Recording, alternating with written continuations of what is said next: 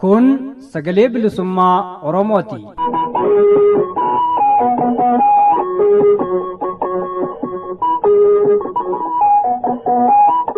Sagaleen bilisummaa Oromoo dambalii gabaabaa meetir baandii 19 kiiloo heerzii 15,420 irratti jimaataa fi dilbata galgala sa'aatii 8 hanga sa'aatii 8 walakkaatti afaan Oromootiin roobii ammoo galgala sa'aatii 8 hanga sa'aatii 9tti afaan Oromoo fi qophiilee dabarsuu amma jalqaba. Kun sagalee bilisummaa Oromooti.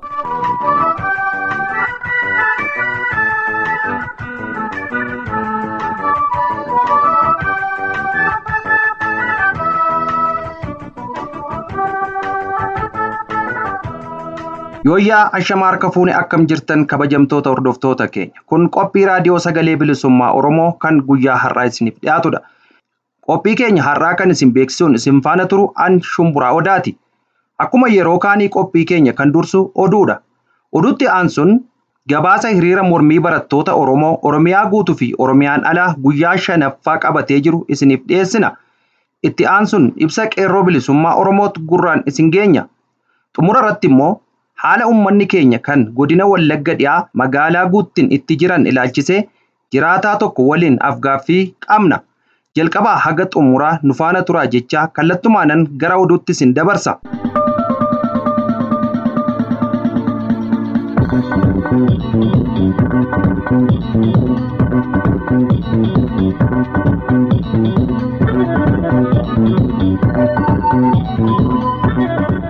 Irra deebi'uudhaan ashamaa akkam jirtu dhaggeeffattoota keenya kabajamoo fi jaallatamoo sagalee bilisummaa Oromoo sagantaa afaan Oromoo irraa oduu isaa kanaaf qabnu qabannee dhiyaannee jirra. Oduu waliin Anayyaantu Bulchaati. Duguggaa sanyii uummata Oromoo irratti deemaa jiruuf qeerroon barattoonni Oromoo sagalee uummataa ta'uun fincila diddaa sirna PP irratti dhoosan akkuma itti fufanitti jiran. Lixa Oromiyaa godina Wallagga Bahaa keessatti duguggaa sanyii hidhattoonni Amaaraa maqaa Faannoo jedhamuun beekamu qaama biyyan bulcha ofiin jedhuun utubamuun uummatarraan dhaqqabsiisaa jiru. Akkasumas aleellaa xayyaaraan PP'n Oromiyaa keessatti adeemsisee lammiilee nagaa fixaa jiruu fi qeerroon barattoonni Oromoo sagalee ta'uu akkuma itti fufanitti jiru. Diddaa duguggaa sanyii mormii mirgaa fi bilisummaa Oromoof sagalee dhageessisuun kun erga eegalee guyyoota 5 kan lakkoofsise waggaa ta'u guutummaa Oromiyaa keessatti manneen barnootaa sadarkaa gadii irraa haga yuunivarsiitiitti barataa irraa haga hojjetaattis jabaatee jira. Oromiyaan alattis ilmaan Oromoo yuunivarsiitii bulchiinsa naannolee biraa keessa jiran dabalatee kan itti fufee jiru waggaa ta'u bilxiginnaan ilmaan saba isaaniif karaa nagaan sagalee ta'uuf ba'an irratti reebichaa fi hidhaa adeemsisaa jiraachuun beekameera. Barattoonni Oromoo hedduunis hidhattoota PP'n erga ukkaanfamanii bakki buufaman kan hin beekaminii fi kanneen reebichi hamaa irratti raawwatee mana yaalaatti argamanis jiraachuu barattoonni dubbatu. Haaluma kanaan Jimmaa dabalatee yuunivarsiitii hedduu keessatti sakatta'a jechuun qaamni hidhate doormii barattootaa seenee ilmaan Oromoo ukkaamsuu maddeen gabaasaniiru. Finfinnee magaalaa Sabbataa keessaa barsiisonni 8f barattoonni hedduunis hidhamaniiru. Itti fufuun Finfinneetti kan argamu mana barumsaa Taaddasaa Birruutti kan baratan dabalatee barattoonni Oromoo haga duguggaan sanyii kun nurraa dhaabbatee Oromiyaaf Oromoon nagaa argattutti kan hin baranne ta'us ibsanii jiran. Diddaa barattoota Oromoo deemaa jiru kana irratti gabaasaa qindeessanne gara boodaatti isin dhageessisna. Gaaffiin mirgaa uummanni Oromoo waggootii dheeraadhaaf karaa nagaan dhiyeessaa ture paartiin bilxiginnaa humnaa fi humna qofaan furuuf murteessuun isaa seenaa kufaatii abbootii irree mootummoota dabranii irraa barachuu dhabuu isaa argisiisa jechuun Koongireesiin Federaalaa Oromoo KFO'n beeksise. KFO'n kana ka beeksise haala yeroo Oromiyaa irratti ibsa baasee fi ibsa gaazexaa kaleessa muddee 8 bara 2022tti kan wal qabsiisuun ture. Rakkoo ariifachiisaa sadarkaa ulfaataa ammarra ga'ame kanaaf falli nagaa fi siyaasawwan hammataa ta'e ariitiidhaan yoo hin argamneef ummatichaa fi biyyattii balaa hamaaf saaxiluu akka danda'u kana akeekkachiise KFO'n paartiin badhaadhinaa ejjennoo isaa danqamaa jijjiiruu atattamaan marii dhugaa humnoota dhaabbilee siyaasaa Oromoo wajjin akka taasisuu cimsinee gaafannaa jedheera. Hawaasni idil-addunyaa raafama siyaasaa waraanaa, dhiiga dhangalaasaa, yakkoota waraanaa fi sarbamiinsa mirgoota namoomaa biyyattii keessa jiru kun kan hunda ilaallatu ta'uu isaa hubachiisuun fala nageenyaa waliigalaa fi hunda hammataa ta'e barbaaduurraa fala kutaa biyyattii tokko qofa keessatti daangeffame irratti xiyyeeffachuu fi dhumaatii Oromiyaa keessatti geggeeffamaa jiru moggeessuun nageenya Itoophiyaaf wabii ta'uu akka hin dandeenye ibseera. Mootummaan paartii badhaadhinaa Oromiyaa guutuu dirree waraanaa gochaa jira ka jedhe ibsi KFO kun uummanni Oromoo wareegama ilmaan keetiin kan fidde carraan jijjiiramaa butamuu isaarraayyuu balaan eenyummaa keef jiraachuu keessi qoru fuuldura keetti danqamee jira jedheera. Balaa ija baasee sitti dhufe kana tokkummaa kee eeguun bifa qindaa'ee fi ijaarameen mataa kee, qe'ee kee, ganda kee fi naannoo kee walumaa galatti Oromiyaa dammaqinaan akka eegdu, kallattii maraan walii birmachuudhaan wal bira akka dhaabbattuu fi wal gargaaruun yeroo qormaataa kana dabruu akka dandeessuuf KFO'n waamicha qabsoo isinii taasisees jedheera. Dhaggeeffattoota keenya guutummaa ibsa KFO kana marsariitii keenya www.voiceoforomoliberation.com jedhu irraa argachuu akka dandeessan isin beeksisna. Koongireesii Ameerikaaf dorgomaa akka turte Amanee Badhaasoo duguggaa sanyii mootummaan qindaa'ee Oromiyaa keessatti adeemsifamaa jiru cimsitee balaaleffatte. Duguggaa sanyii qaama biyya bulchuun qindaa'ee milishaa Amaaraa maqaa faannoon beekamuun adeemsifamaa jiruu fi aleellaa dirooniin Oromiyaa keessatti lubbuun namoota nagaa dhumaa jiruu dhaabbachuu qaba jettee jirti Amaneen. Kana malees Amaneen uummanni nagaa hedduun dhumuu, hedduun qe'ee irraa buqqa'uu fi miliyoonni ammoo gargaarsa namoomaas barbaaduu jetteetti. Sababa kanaaf milishoonni Amaaraa mootummaan deeggaramaniif humnoonni federaalaa hatattamaan Oromiyaa gadi lakkisanii gargaarsa namoomaaf daandii akka saaqamu gaafattee jirti. Rakkoo siyaasaa Itoophiyaa raasaa jiruuf furmaanni waraana adeemsisuuf humna qilleensaan namoota nagaa tumuu osoo hin taane marii nageenyaa hunda hirmaachise ta'uu fi mootummaan qaamolee addunyaa walabaaf amanamoo ta'anii jaarsummaan deeggaramaniif nageenya waaraaf dimokiraasiif karaa saaqan simachuu akka qabus dhaamteetti. Oduu xumuraatiin baqattoonni Oromoo biyya Masrii magaalaa Kaayiroo jiraatan duguggaa sanyii ilmaan Oromoo irratti adeemsifamu balaaleffachuun ibsa baasan. Ilmaan Oromoo jireenya baqattummaan biyya Masrii magaalaa Kaayiroo jiraatan kunneen ibsa baasaniin ilmaan Oromoo erga guyyaa impaayera Itoophiyaa jalatti humnaan koloneeffatamee yookaan cabee jaarraa tokkoof walakkaa ol lakkoofsisus jaarraa amma keessa jirru kana keessatti mirga lubbuun jiraachuullee dhabee jedhan.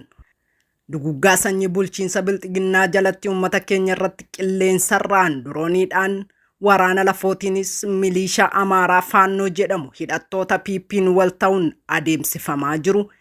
Qe'ee isaarraa buqqaafamuuf qabeenyi isaas saamamuuf kaan barbadeeffamuun dhaabbachuu qabas jedhanii jiran. Kana malees nuti gama keenyaan sagalee taanee fi ilmaan Oromoo goleelee addunyaarra jirtan martii fi dhaabbanni falmaa mirga namoomaa uummata keenyaaf sagalee akka taatan kabajaan yaamicha isinii dhiyeessinas jedhanii jiru. Egaan dhaggeeffattoota keenya kabajamoo fi jaallatamoo sagalee bilisummaa Oromoo sagantaa afaan Oromoo irraa oduun sa'a kanaaf qabnu kanumaa gaammaatii qophiilee afaan waliin yeroo gaarii.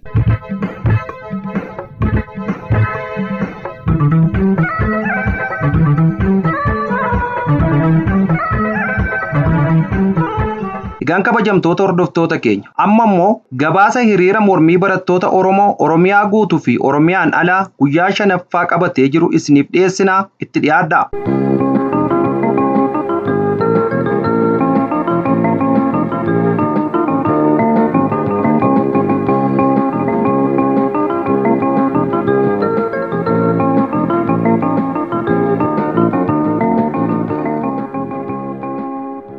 Ummata irree tokkummaa isaa cimsatee roorroo fi salphinneetti aggaamame ofirraa qolachuuf lubbuu isaa laatee falmatti jiru humni dhaabuu hin jiru hin jiraatus. Ajjeechaa garjabinnaa erga bara Minilikii asii mul'atee hin beeknee fi weerara qe'ee Oromoo irratti waraana mootummaa PP fi finxaaleyyii Amaaraa sirnichaan utubamanii raawwatamaa jiru ilaalchisuun addi bilisummaa Oromoo ABO'n ibsa kibxata darbe baaseen ummanni Oromoo diina daangaa isaa sarabee bifa isaa dandame hundaan akka tokkummaan kee qolatu waamicha dabarsuun ni yaadatama.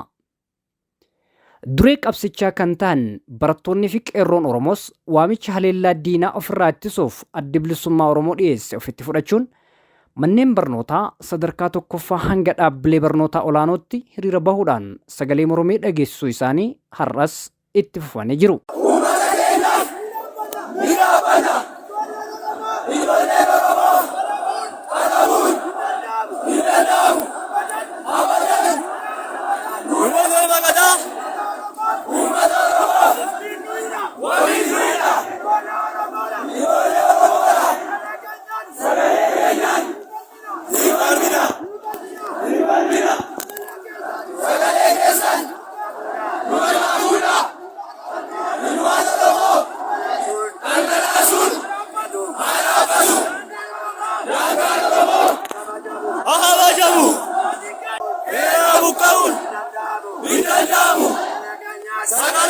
Yakka suukaneessaa godina Wallaggaa Bahaa Ona Kiiraamuu Giddaa Ayaanaa, godina Horroo Guduruu Wallaggaa Ona Amuruu Jardagaa Yaartee, godina Baashaggar Ona Boosaatii fi Kaaba Oromiyaa godina Wallootti walumaa galatti Oromiyaa bakkoota adda addaatti humnoota waraanaa PP fi finxaaleyyii Amaaraa faannoo jedhaman kan murna bilisiginnaatiin bobbaafamaniin raawwatamee fi ittisi jiru ajjeechaa buqqa'insa lammiilee barbadaa'insaa fi saamicha qabeenyaa walumaa galatti weerara gartuu akeeka Minilikii qabuun Oromoo fi Oromiyaa irratti geggeeffamaa jiru balaaleffachuun sagaleen mormii barattootaa fi qeerroo Oromootiin dhageessifamuu itti fufee jira. Yeroo diinni uummata Oromoo humnaan gabroomse murni bilxiginnaa duula ifatti saba Oromoo irratti baneen qilleensarraan xiyyaara waraanaa fi dirooniidhaan akkasuma lafarraan ammoo humnoota federaalaa fi milishoota akeeka weerartummaa dhugoomsuun aangoo isaa tiksaniif bobbaase lammii Oromoo morma muramaa qeetti ibiddaan gubamaa fi duguggiin sanyii irratti raawwatamaa jiru callisanii ilaaluun kan isaaniif hin danda'amne barattoonni fi qeerroon Oromoo roorroo jaarraa lakkoofsisetti xumura gochuuf warraaqsa finiinsaa jiru. Gabaasaaleen nu dhaqqaban akka ifa godhanitti barattoonni manneen barumsaa fi yuunivarsiitiilee adda addaatti hardhallee irra deebiin barumsa dhaabanii nyaata lagatanii hiriira bahuudhaan ajjeechaa Oromoo irraa gahe balaaleffataa kan oolan yoo ta'u hamma gaafiin isaanii deebisaa argatuttis falmaa akka hin dhaabne hubachiisan. Haaluma kanaan barattoonni dhaabbilee barnootaa olaanoo kan akka Yuunivarsiitii Rift Vaalii Finfinnee, Yuunivarsiitii Haraambee Roobee Baalee, Yuunivarsiitii Amboo, Booranaa, Haramayaa, Arsii, Salaalee, Bulee Horaa fi Yuunivarsiitii Saayinsii fi Teekinooloojii Adaamaatti akkasumas Yuunivarsiitiilee Oromiyaan ala jiran kanneen akka Yuunivarsiitii Hawaasaa, Dillaa, Miizan Teeppii, Waachaamoo, Arbaa Minch, Samaraa, Dabra Biraanii fi Jijjigaa keessatti barattoonni Oromoo nyaata lagachuun walitti fufinsaan warraaqsa geggeessaa jiraachuu gabaasni dhaqqabe ifa godha. Barattoonni yuunivarsiitiilee adda addaa kunneen nuti nyaata caalaa nageenya uummata keenyaa barbaanna jechuudhaan lagannaa nyaataa kan adeemsan yoo ta'u sirna baruu barsiisuu dhaabuun waamicha weeraraa fi roorroo humnoota diina qolachuuf addi bilisummaa Oromoo baase irraa laatame hojiirra oolchuudhaan gidiraa uummata Oromoo fi Oromiyaa keessatti xumura gochuuf warraaqsa finiinsaa jiraachuu ibsan. Faannoon shororkeessaadha. Ajjeechaan Oromoo irraa haa dhaabbatu. Daangaan Oromiyaa haa kabajamu. Uummata keenyaaf ni dhaabbanna kan jedhanii fi dhaadannoolee adda addaa dhageessaniin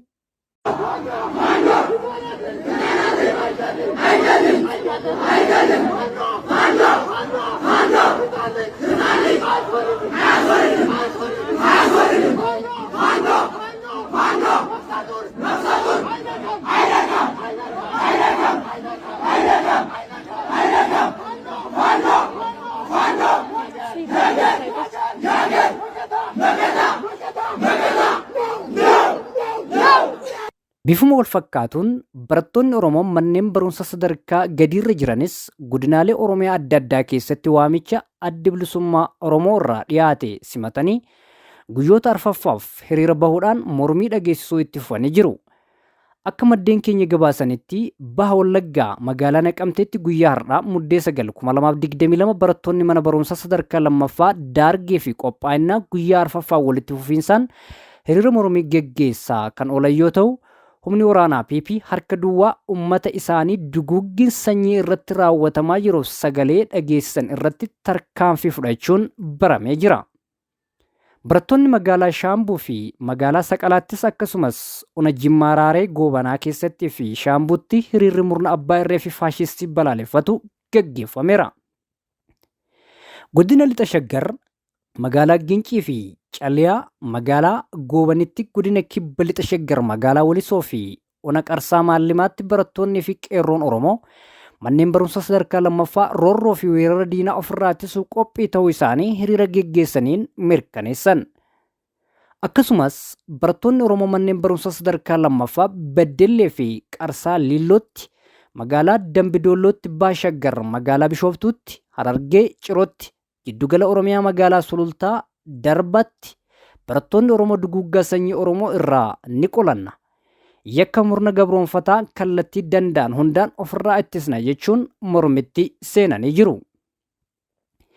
Kibba baha Oromiyaa bakkoota hedduuttis akkasuma hiriira sirna bilxiginnaa fi garee shororkeessaa faannoo balaaleffatu geggeeffamee oolee jira. Magaalotaa fi baadiyoota godinaalee Arsii Lixaa, Arsii Bahaa, Baalee Bahaa, Baalee Lixaa keessatti hiriirri PP balaaleffatuu fi diddaan akka Oromiyaatti deemaa jiru itti fufee kan oole yoo ta'u, manneen barnootaa godina Arsii Lixaa magaalaa Shaashamannee, Ajjee, Shaallaa, Adaabbaa, Dodolaa akkasumas godina Arsii Bahaa magaalaa Asallaa, Dheeraa, Itayyaa akkasumas godina Baalee Lixaa magaalaa Roobee, Diinshoo, Dalloomannaa, Hangeetuu. Bifuma wal fakkaatuun achuma godina Baalee Bahaa magaalaa Gindhiir, Jaarraa, Dalloo Sabroo, Gooroo fi bakkoota biraatti geggeeffamee ooleera. Hiriirri kun hiriira yakka murna faashistii fi shororkeessaa balaaleffatuutu deemsifamee jira. Dhaadannooleen hiriirtota kanaan geggeeffamanis akka itti aanutti dhiyaata.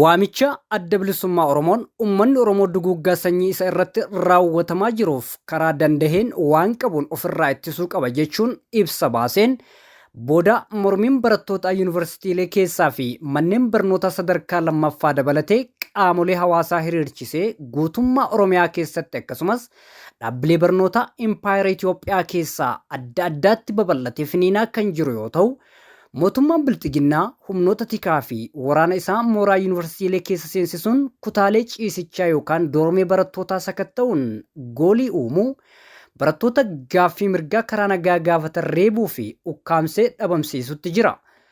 Murni yakka suukaneessaa fi weerara humnoota waraanaa federaalaa fi finxaaleeyyii Amaaraan raawwatame haguugguu fi sochii barattoonnii fi qeerroon Oromiyaa karaa nagaa taasisaa jiran ukkaamsuu akeekkate humna hidhatee Finfinnee dabalatee guutummaa Oromiyaa keessa bobbaasuun bifa haaraan hidhaa hammeessaa jira. Akka maddeen keenya nuuf himaa jiranitti barattoota achi buuteen dhabamaa jiran malee barattoota hedduu jumlaan reebicha hamaa irraan geessisuun miidhamni manneen yaalatti guuramaa kan jiranii fi manneen hidhaattis darbatee daraa hamaa irraan gaa kan jirutu beekame. Murni PP barattoota Oromoo mooraalee yuunivarsiitii adda addaa keessaa duguugginsi sanyii Oromoo irraa haa dhaabbatu. Daangaa Oromiyaatti ce'anii weerara geggeessuun finxaaleeyyii Amaaraa nurraa haa dhaabbatan. Duuti nu gaha. nagaa barbaanna jecha sagalee isaanii dhageessan irratti dhukaasa banuu fi reebicha ulfaataa irraan gahu akkasumas achi buutee dhabamsiisuu irratti argama. Haala kanaan barattoota duguuggaa sanyii fi yakka suukaneessaa mormuun sagalee waan dhageessaniif humnoota bilxiginnaatiin ukkaanfamanii achi buutee dhabamsiifaman keessaa tokko barattuu Eedan Dhaabaa Yuunivarsiitii Wallaggaa Damee Gimbii irraa, 2 Firaa'ol Geetaahuun Abdii Guddinaa fi Sanyii Asaffaa Yuunivarsiitii Amboo irraa, 3 Gaaddisaa Sabbooqaa fi Saamu'eel Malkaamuu Yuunivarsiitii Mattuu irraa akkasumas 4 barattuu Yuunivarsiitii Riifti Vaalii kaampaasii Abbichuu Daraartuu Waaqumaa fi 5 barattuu Yoordaanos mana barumsaa Jeneraal Taaddasaa Birruu Finfinnee irraa kanneen ammaaf maqaan isaanii nu dhaqqabeedha. Guyyoottan duraarraa eegalanii ajjeechaa suukaneessaa fi weerara humnoota finxaaleyyii Amaaraa hiriira bahuun balaaleffataa kan turan barattoonni Oromoo Yuunivarsiitii Dirree Dhawaa humnoota tikaa fi waraana sirna PPtiin hiraarfamuu fi butamanii dhabamsiifamuu maddeen gabaasaniiru. Akka kanaan Yuunivarsiitii Dirree Dhawaa muummee Mechanical Engineer keessaa barattoonni Boonaa Hambisaa, Baacaa Sabbooqaa fi Barataa Hundee jedhaman akkasuma muummee afaan Oromoo irraa barattoonni Maatiyoos Kumarraa, Daani'el Tasfaa, Biqilaa, Salamoon, Damee, Yohaannisii fi Eeliyaas kanneen jedhaman mirga uummata isaaniif falmachuu qofaan yakkamanii hidhamanii jiran. Odeessa nu gahee biraatiin humnoonni bilxiginnaa handhuura Oromiyaa magaalaa Finfinnee kutaa bulchiinsa Gullalleetti barsiisota mana barumsaa keessatti ukkaamsanii akka gadi hin baane dhorkuun hiraarsaa oolan. Mootummaan bilxiginnaa sochii qeerroo bilisummaa Oromoo fi barattootaan barraguudhaan humnoota waraanaa meeshaalee gurguddaa hidhatan heddumina qaban magaalota Oromiyaa keessa bobbaasuun gaaffii mirgaa humnaan ukkaamsuu kan itti fufe yoo ta'u, barattoonni fi qeerroon gama isaaniitiin diroonii fi jeettiinis ta'ee tarkaanfiin humna kamiiyyuu warraaqsa eegallee irraa isaan dhaabuu akka hin dandeenye dhaadannoolee dhageessaniin ibsaa jiru. Hanga gabaasaan kun qindaa'etti manneen barnoota sadarkaa gadii fi yuunivarsiitiilee adda addaa keessatti hiriirri mormii kan itti fufe yoo ta'u, dabalataanis bakkoota hedduun daandiileen cufamanii sochiin uggurameera. Oromoon humna qabeenyaa fi beekumsa qabu waliigalatti waan isaaf danda'ame maraan aggaammi diinaa ofirraa haa qolatuun waamicha dhiyaateefi. Qeerroon bilisummaa Oromoo waamicha dhaabni kallacha qabsoo bilisummaa Oromoo addi bilisummaa Oromoo dhiyeesseefiin fincila diddaa gabrummaa gara fincila xumura gabrummaatti ce'ee gartuu abbaa irree TPLF EPRDF'n aangoorraa kan qaarise agaazii fi taankii sirnichaa dura dhaabbatee sabaa fi biyyaaf wareegama qaalii baasee ta'uun irraanfatamuu hin qabu. Murni bilxiginnaa wareegama ilmaan Oromoo baasaniin aangoo siyaasaa dhuunfatee humna waraanaa qabuun tarkaanfiin sagalee qeerroo ukkaamsuuf taasisaa jiru akkuma TPLF dhabama isaa shaffisa malee sochii jiru ukkaamsuu hin danda'u. Oromoon dhaloota bilisummaa sabaa fi walabummaa biyyaaf morma isaa laatu qaba. Barattoonnii fi qeerroon Oromoo waamicha adda bilisummaa Oromoo hordofuun Oromummaa fi Oromiyaa irraa roorroo ittisuuf sochiin taasisaa jiran tarkaanfii farrummaa kamiinuu kan dhaabbatu miti. Diddaan qeerroo bilisummaa Oromoo fi barattoota Oromootiin guyyootaaf bilxiginnaa fi tumsitoota akeeka isaa kanneen akka garee shororkeessaa faannoo irratti adeemsifamaa jiru kan galii isaa gahu uummanni Oromoo tokkummaa isaa cimsatee yoo warraaqsicha cinaa dhaabbateedha. Qabsoon yookaan mormiin duguuggii sanyii Oromoo irrattii fi weerara Oromiyaa irratti deemsifamaa jiru qolachuuf taasifamaa jiru milkeessuuf hojjettoonni waajjiraalee mootummaa, miti mootummaa, dhaabbilee siiviikii adda addaa fi dursitoonni amantii waliigalatti qaamoleen hawaasaa hundi qooda irraa fudhachuu akka qaban qeerroon bilisummaa Oromoo waamicha dabarsee jira. Ofittisuuf falmiin taasifamu mirga heerri addunyaa fi uumaan kenne ta'uu kan yaadachiise ibsa qeerroo bilisummaa Oromoo faallaa siyaasaa kan bu'uura addi bilisummaa Oromoo bahee ofitti fudhachuun mootummaa mataa ofii ijaarrachuuf akka hojjennu jechuun waamicha dhiyeesse. Koongiresiin Federaalaa Oromoos ibsa tibbana baaseen uummanni Oromoo weeraraa fi balaa itti aggaamamee jiru gamtaan akka ofirraa ittisuuf waamicha taasisee jira. balaa ija baasee sitti dhufe kana tokkummaa kee eeguun bifa qindaa'ee fi ijaarameen mataa kee qeekee ganda kee fi naannoo kee walumaa galatti Oromiyaa dammaqinaan akka eegdu kallattii maraan walitti birmachuudhaan wal bira akka dhaabbattuu fi wal gargaaruun yeroo qormaataa kana darbuu akka dandeessu jechuun waamicha dhiyeesse Koongiresiin Federaalawaa Oromoo.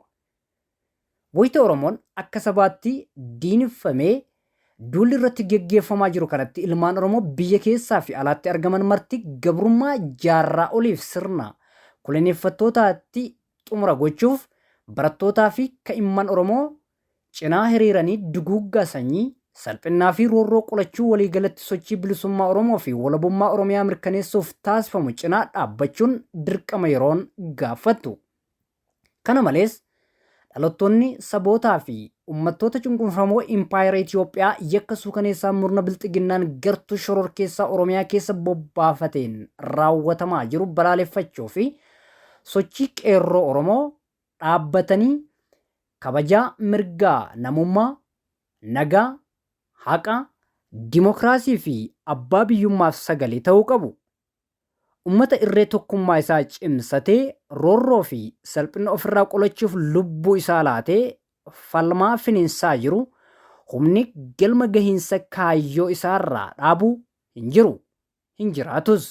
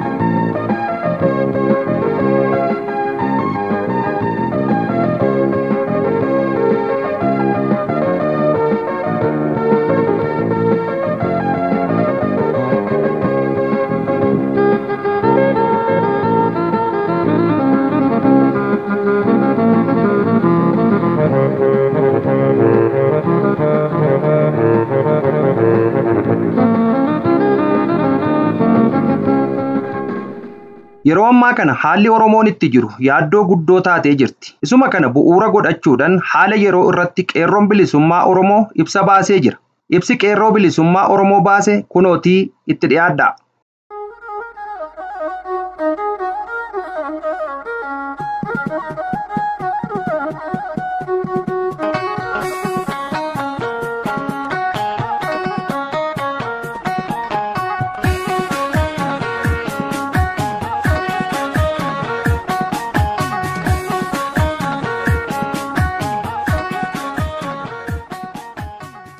Duguggaa sanyiif weerara lafaa Oromiyaa irratti raawwatamaa jiru dura dhaabbannee falmachuun mirga uumamaati. Ibsaa qeerroo bilisummaa Oromoo. Jaarraa kurnaffaa irraa eegalee babal'ifannaa lafaa kaaba irraa gara kibbaatti taasifameen uummanni Oromoo qe'ee isaa irraa buqqee gara kibbaatti godaanuu seenaan ni yaadachiisa. Uummanni qe'ee isaa irraa buqqee kun jaarraa 16ffaa keessa sirna gadaan wal ijaare duula lafa ofii deeffachuu madda walaabuu irraa eegaleen lafa isaa irraa dhiibame deeffatee nagaan jiraata ture. Weerartoonni kaabaa jaarraa 19ffaa keessa duula lammata Oromoof Oromiyaa irratti taasaniin uummata sirna ofiin bulaa ture cabsanii sirna ofii itti fe'anii. Ummatichi gabrummaa kana tole jedhe fudhachuu baatu illee hanga har'aatti wareegama kaffalaa qabsoo hadhooftu geggeessaa eenyummaa isaa itti duulame baraaree har'aan gahee jira. Amma illee sirna kana ofirraa kaasuuf bifa qindaan qabsoo abbaa biyyummaa isaa geggeeffataa jira. Haa ta'u malee yeroo ammaa kanas bifa irra deebii weerara jaarraa 19ffaa fakkaatuun leellistoonni sirna mootii kan qabsoo barattoota Oromoof fincila qotee bulaa Oromootiin 1960 keessa cabee deebi'ee of haaromsuudhaan kaaba irraa qindaa'e gara Oromiyaatti babal'ataa jiraachuu namuu argaa jira jennee amanna. Qindoominni kufaatii mootummaa wayyaanee booda of ijaaree babal'ate kun waggoota 3 darban keessa qophii adda addaa gochaa akka turaniif caasaa basaasaaf loojistikii waraanaa qindeeffatanii of qopheessaa akka turan odeeffannooleen adda addaa ba'an ibsaa turan. Haaluma kanaan waggaa 2 dura lixa Oromiyaa godina Wallagga Bahaa aanaa Kiiramuu giddaa ayyaana magaalaa Angar Guutee Luugoo Horroo Guduruu Wallaggaa aanaa Jaardagaa Jaarte Amuruu kaaba Shaggar aanaa Darraa Baa Shaggar aanaa Booset kaaba Oromiyaa Walloo kan takka lolirraa dhaabbate hin beekneef Oromiyaa keessa bakkoota sabni Amaaraa bal'inaan jiran akka dawootti dhimma itti ba'uudhaan qophii waraanaaf jeequmsa adda addaa gochaa turan. Isa ammaa kana kan jaarraa 19ffaa irraa kan adda godhu yoo jiraate gara jabinni weerartoota bara sana harkaaf harma ilmaan Oromoo irraa muraa kan turan yommuu ta'u, inni ammaa ammoo morma muruu reeffa namaa ibiddatti qabsiisanii gubuuf akka bineensaatti ciibsanii qaluudha. Bifa takka addunyaa irratti mul'ate hin beekneen namni waggaa dheeraaf harka Oromootiin jiraate lafa Oromoo irra jiraate of baree garagalee saba isaa nyaachise obaasee ofitti qabee jiraachise gara jabina daangaa dabre irratti raawwachuun kan addunyaa guutuu ajab jechisiisuudha.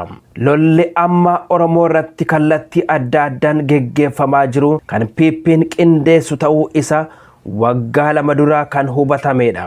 Itti aanaan muummicha ministeeraa Dammaqee Mokonnin sabni Amaaraa bakka jirutti hidhatee ofitti qaba jedhee ergaa labsee booda akkasumas muummichi ministeeraa humni addaa Amaaraa faannoon daangaa naannolee biroo seenanii nageenya akka kabachiisan kan dhorku hin jiru jedhee paarlaamaa irratti ergaa dubbatee booda lolli Oromoo irratti geggeeffamu daran hammaatee itti fufe. Kana qofaa utuu hin taane humni raayyaa ittisa biyyaaf poolisiin federaalaa garee shororkeessaa faannoo jedhamu tumsuun lola irratti akka hirmaataa jiru haleellaan qilleensarraa geggeeffamaa jiru ragaa guddaadha. Humni addaa Oromiyaa kan gara uummataa goranii weerartoota kana dura dhaabbatan irratti haleellaan qilleensaa raawwatamuun ragaa kan biraati.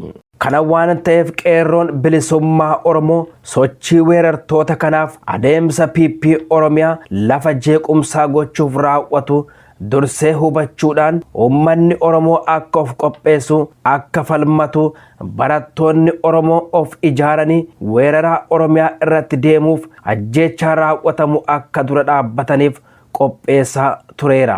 Qeerroon bilisummaa Oromoo muuxannoo ganna 20 darban qabuun weerara kamuu hacuuccaaf abbaa irree kamuu uummata isaa irraa ittisuuf qophii gochaa tureera.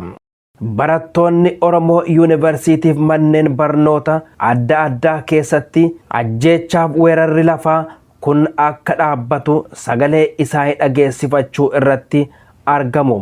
Qabsoo yookaan mormii nuti goonuu kan baroota irratti hirkatee hafu ta'uu akka hin qabne hubachiisuudhaan hojjettoonni mootummaa miti mootummaa dhaabbileen siivilii adda addaa dhaabbileen amantii qotee bulaaf qaamni hawaasaa hundu qabsoo abbaa biyyummaaf godhamuuf weerara Oromiyaa irratti deemuu dhaabsisuuf taasifamu kana irratti qooda isaanii akka gumaachan qeerroon bilisummaa Oromoo waamicha godha. Bakkoota adda addaatti akkuma agarru caasaa nageenya mootummaa keessa humni addaa Oromiyaaf milishaan gandaa weerara Oromiyaa irratti deemaa jiru kana ittisuudhaaf dura dhaabbatanii wareegama baasaa jiru. Isaan kana kan jajjabeessinu ta'uu ibsuudhaan kanneen poolisii federaalaaf raayyaa ittisa biyyaa keessa jirtan sirna bututeef Oromoo cabsuuf abbaalu kana tumsuu irraa of qusattanii gara uummata keessanii akka gortan irra deebinee waamichaa isiniif goona. Dhuma irratti ajjeecha saamichaaf qe'ee irraa buqqisuu sirni PP nutti fide kana dura dhaabbachuuf weerara Oromiyaa irratti deemaa jiru dura dhaabbannee ofirraa qolachuun mirga heerri addunyaaf uumaan nuuf eeyyamu waan ta'eef bakka jiru irraa kaane qabsoo abbaa biyyummaa keenya mirkaneessu akka geggeessinu dhaamsa dabarsina. Kana malees fala siyaasaa kan bu'uura irraa rakkoo furu fala addi bilisummaa Oromoo kaa'ee ofitti fudhachuudhaan mootummaa mataa ofii ijaarrachuuf akka hojjennu hubachiifna. Injifannoon uummata Oromoof qeerroo bilisummaa Oromoo muddee 6 bara 2022 Finfinnee Oromiyaa.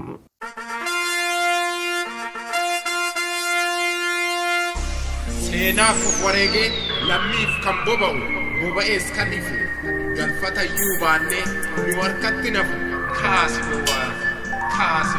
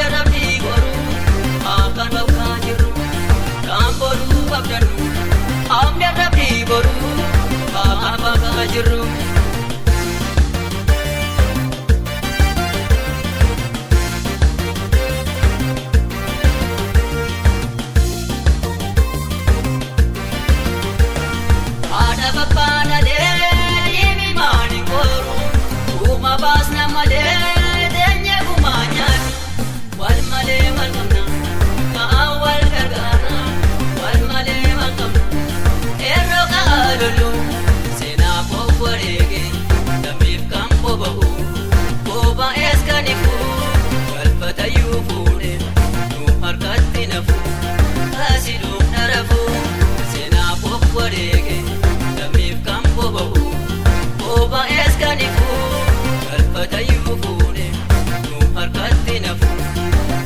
duuf darafu.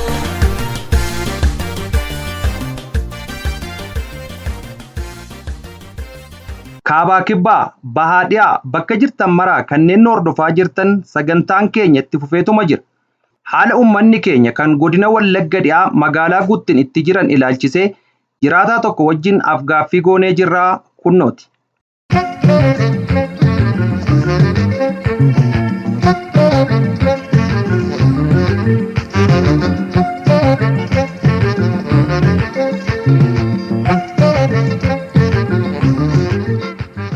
Haalli uummata keenya Oromoo naannoo Guttin irra ga'e haala ulfaataadha. Isinis jiraata naannoo sanaati jedhaniiti hiyyaafannee bilbila keessan argannee gara keessanitti bilbillee. Ayyee. Egaa godina Horroo Guduruuf godina Wallagga Bahaa jalatti taatee ulfaatoon ta'uu ergi jalqabaniiti yeroo dheeraa turanis haa ta'u malee inni gidduu kanaa immoo xiqqoo haalaan rakkisaadha. Ayyee. Mee maaltu ture egaa miidiyaa hawaasaarra suuraaleen deddeeman suuraalee baay'ee sammuu namaa dhukkubsanidha. Haalli suni akkam ture yoomi taateen sun kan ta'e qaama kamiini ka ta'e guyyaan isaa yoomidha guyyaan ajjechaa namoonni hedduun bakka tokkotti dhumamu mul'isu sun. Ajjechaan kan jalqabe kun gaafuma qidaamee sa'aatii tokko jalqabe. Sa'aatii tokko kan jalqabe hanga sa'aatii 12 ittuma fufe. Tole. Qaamni kana raawwate immoo qaama faannooti. Qaamni faannoo kun immoo wal qindeessaniitu kallattii afuriin nutti seenanii kallattii afuriin dhukaasa magaalaa sana irratti bananii. Magaalaa Guttin irratti. Magaalaa Guttin irratti jechuudha. Kallattii afur eessa fa'iin seenan laata? Tokko kallattii karaa Fiti Baqqoo jedhamu. Tokko karaa Andoodee jedhamu. Tokko karaa Tullugaanaa jedhamurraani. Tokko karaa Orroo Alaltuudha. Kallattii kana arfaniin nutti naanna'aniitu seenanii magaalaa keessa gaafa seenanii uummata baay'ee ajjechaa namoota maqaan isaanii hin dhahamiin kan suuraan isaaniillee miidiyaa irratti hin ba'iin hedduutu asee jira. Namoonni 8 kan mana tokko keessatti qalaman jiru. Isaan oroo magaalaa kana keessa naanna'anii shanee fi juuntaa jedhanii uummanni Tigiree kan qalame jira. Uummanni Oromoo kan qalame jira. Akka looniitti qalamanii kan rasaasaan du'anillee namoota muraasaa kaan gajaraatiin billaatiin qalamanii eebootiin waraanamanii. Waraanni kan mootummaa Liyyuu Haayilii gara Horroo Guduruutti sunni bobba'aa jiru daandii itti cufanii bakka Handoodee jedhamutti tabbadichoo jalatti daandii itti cufanii achi bulchanii isaan irratti dhukaasa bananii konkolaataa gubanii erga isaaniin ari'anii fidanii magaalaa kana keessa galchanii isaan baqatanii ammi du'ee ammi ofirraa faccisee magaalaa kanatti baqatee osoo waraanni sun iddoo hin qabatiin kallattii hundumaanii dhukaasni banamee adduun waraanni siin dhumee konkolaataan hin gubatee konkolaataan nama dhuunfaa hin gubatee hoogganaan isaanii Muluqeen namni jedhamu konkolaachistoota irraatii qulfii konkolaataa funaanee konkolaataa qullaa dhaabatus fe'isa kan baatu hundarraallee qulfii konkolaataa funaanee magaalaa keessa deemee harka kennadhaa kallattii afuriin waraanni isin irratti banameera harka kennachuudhaa baattan immoo hin dhumtu Oromoo kan taatanii juuntaa kan taatan hundi keessanii harka kennadhaa dhumuu keessanirra jedhee labsii godhaa ture magaalaa keessa olii gadi naanna'ee. Qaama faannoo keessaa namni kana godhu kun. Qaama faannoo keessadha. Warri daandii Liyyuu Haayiliitti cufee naan jettan kunis warruma faannoodha. Warruma faannoo sanatu cufe isaan irrattis kan karaa cufee isaanuma. Sababa sana boodaadha jechuudha kan magaalaa sana seenanii harka kennadhaa jedhanii hoggaanni jecha kana jedhee magaalaa keessa deemee uummataan akkas jedhu maal jettan deebii laattaniif maaltu jira?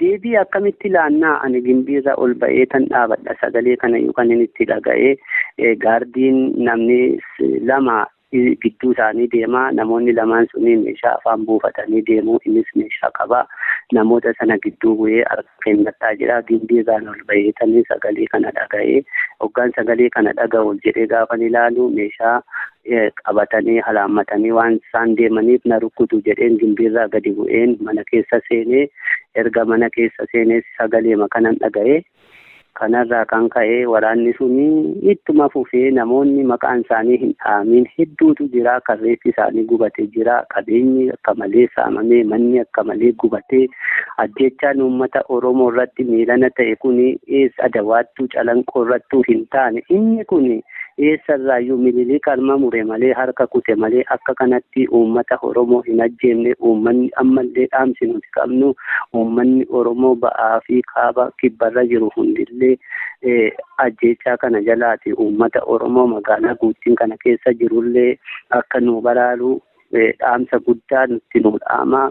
Ammallee kunoo daa'imman baay'een uffata hin qabanii uffanni kaaniin gubatee kaaniin saamamee manni isaanii gubatee jira. Mana dhiisanii kan baqatan jiru.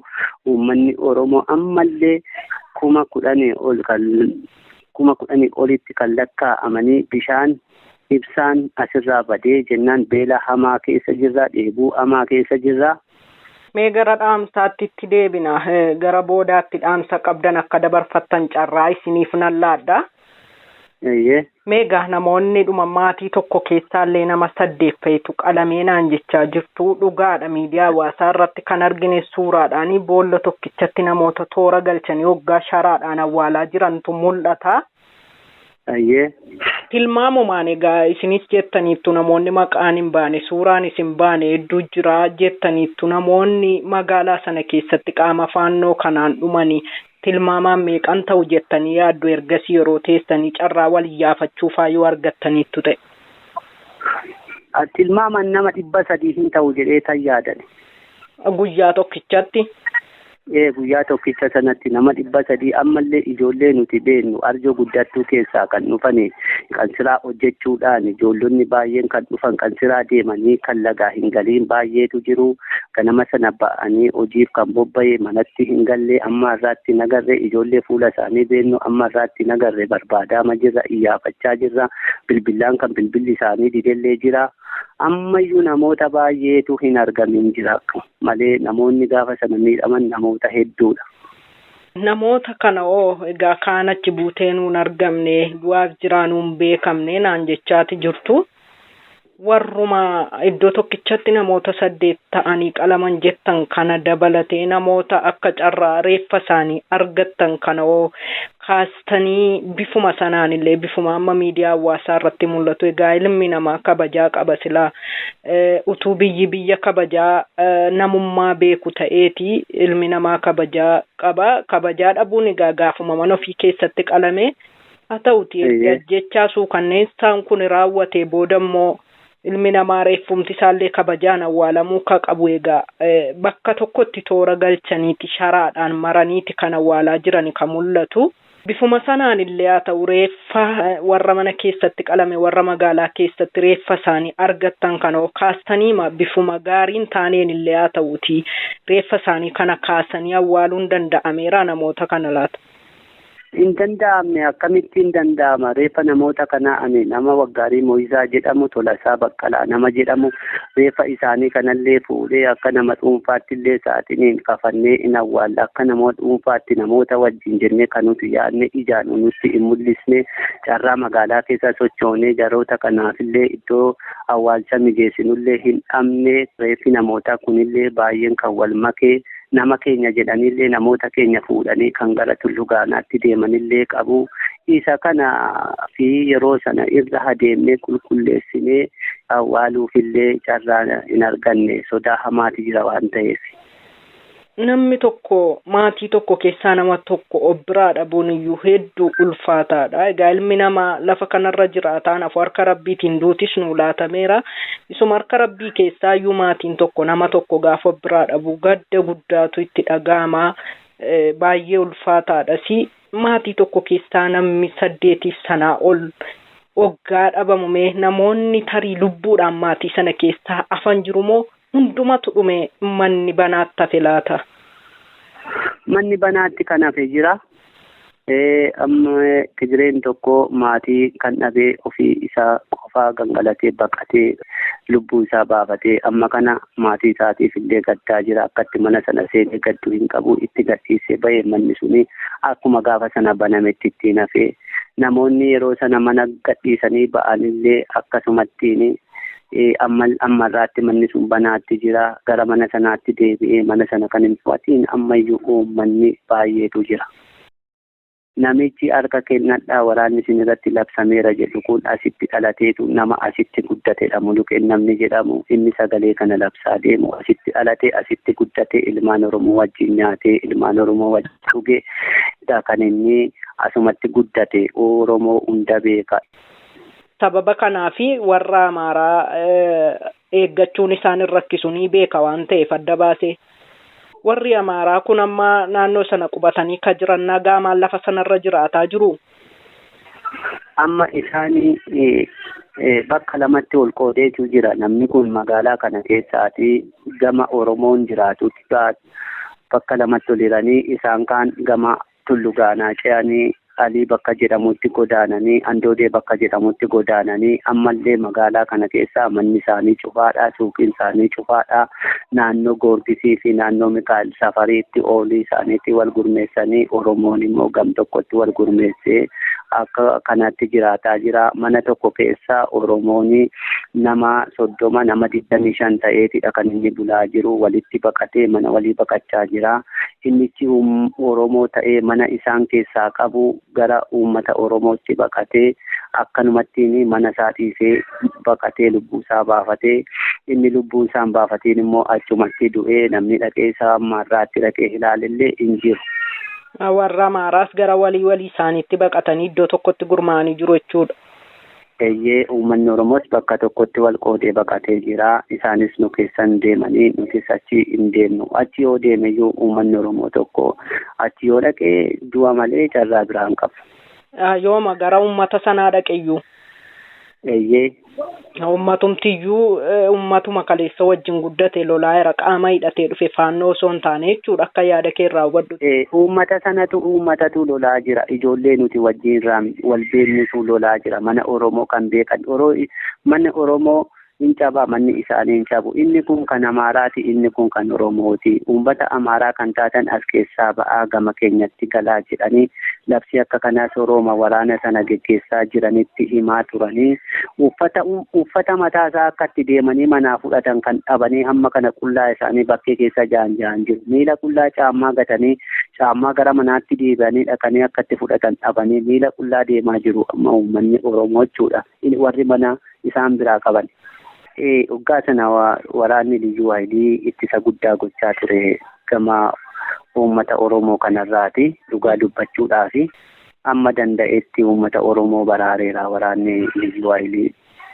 Haa ta'u waraanni ittisa godhe qabaa jettanii qaamni bulchiinsaa naannoo sanaa yookaan bulchaan godinaa yookaan aanaa sanaa wanta jedhe qabaa kanarratti tarii. Inni jecha tokkollee hin qabu. Rakkoon kuniyyuu karaa isaaniiti kan inni maddee. Keessumaatii namoonni yeroo sanatti keessaati baqatanillee jiru.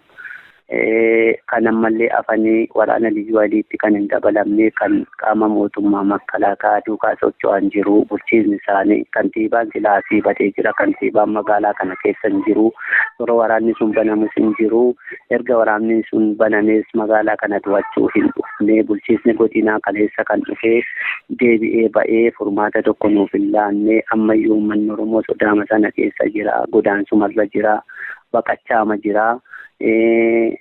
Namichi bulchiinsa ta'ee jiru kun immoo ammayyuu kan inni duukaa socho'u waraana mootummaa Makkalaakaa wajjin socho'a malee Liyyuu Haayilii duukaa socho'aa hin jiru. Kana jechuun Makkalaakaa fi Liyyuu Haayilii jettan kana yookaan humna addaa kana gidduuyyuu garaagarummaa jira na fakkaata. Garaagarummaan jirti. Haalli naannoo sana jiru akkamii jechuun illee namatti ulfaata. Haala ulfaataa keessa akka jirtanii haasaama waliin taasifne irraas ta'e miidiyaa hawaasaa irraas gabaasa argataa irraas inuma mul'ata. Tole ummatumaaf ifaa ta'u faallamma keessa jirtanoo maal fakkaata? Uummanni Oromoo gara tokkotti baqate mana tokko keessallee lakkoofsa guddaadhaan ciisaa akka jirudha. Kan natti himtan waan uffatullee akka hin qabneedha. Mee waan nyaataa waan nyaatee oolu namni gaa nyaata dhabeennaan illee miidhamuu danda'a waan ta'eef bishaan dhugu waan nyaatu guyyaamatti illee tokko ataatu akkatti argatu qabaa moo akkamitti jiraataa jira? Akkaataan ilfasa kana kaasuudhaaf baay'ee kan namatti hin tolledha. Bishaan laga bu'ee waraabbachuudhaaf namni lubbuudhaan hin sodaata. Ibsaan magaalaa kanarraati kan badee erga gaafa waraanni sun jalqabeeti ibsaan sa'aatii tokko dhisne baaburri hin jiru. Ibsaan nurraa citeera. Bishaan laga bu'anii waraabbachuun hin ulfaata. Boombaan hin jiru. Suuqiitii waa tokko bitachuudhaaf illee suuqiin akka jirutti cufaadha.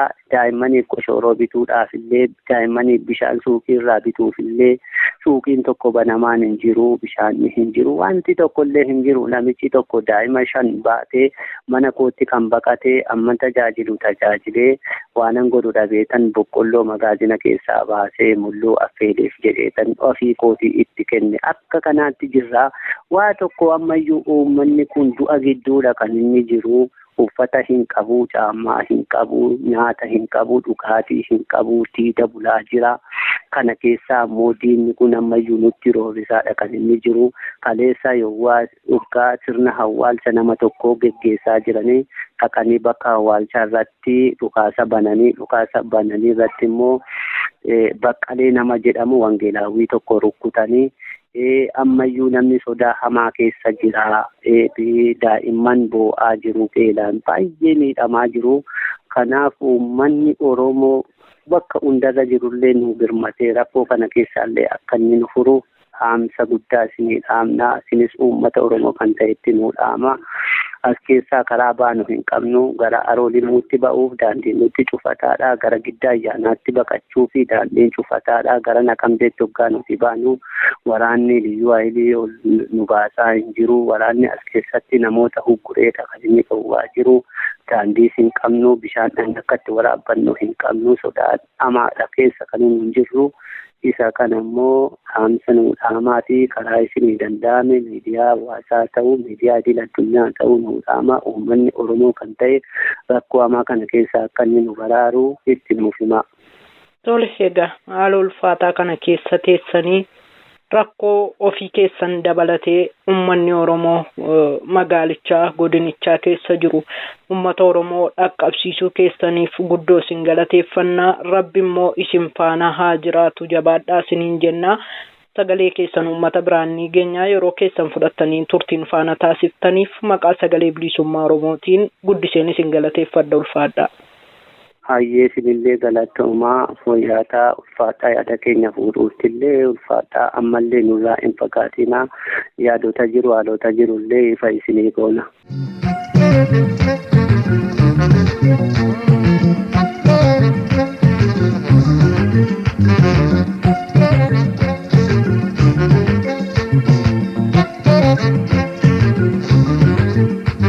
Maaluma sabni Oromoo walii galee fincilee lolee maal qaba diinaa samoo gaafa tokko saba saambulee. Maaluma sabni Oromoo walii galee fincilee lolee maal qaba diinaa samoo gaafa tokko nama saambulee.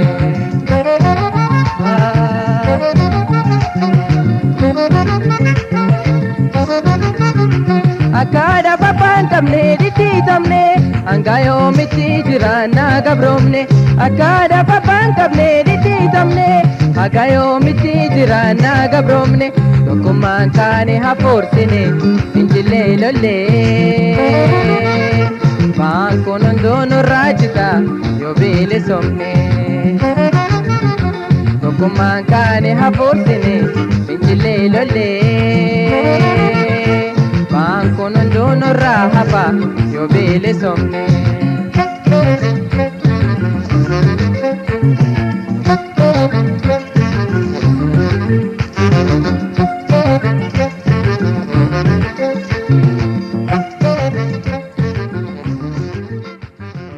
Egaan hordoftoota keenya qophiileen nuti har'aaf qabannee toora raadiyoo sagalee bilisummaa Oromootiin isin biraan geenye kana fakkaata.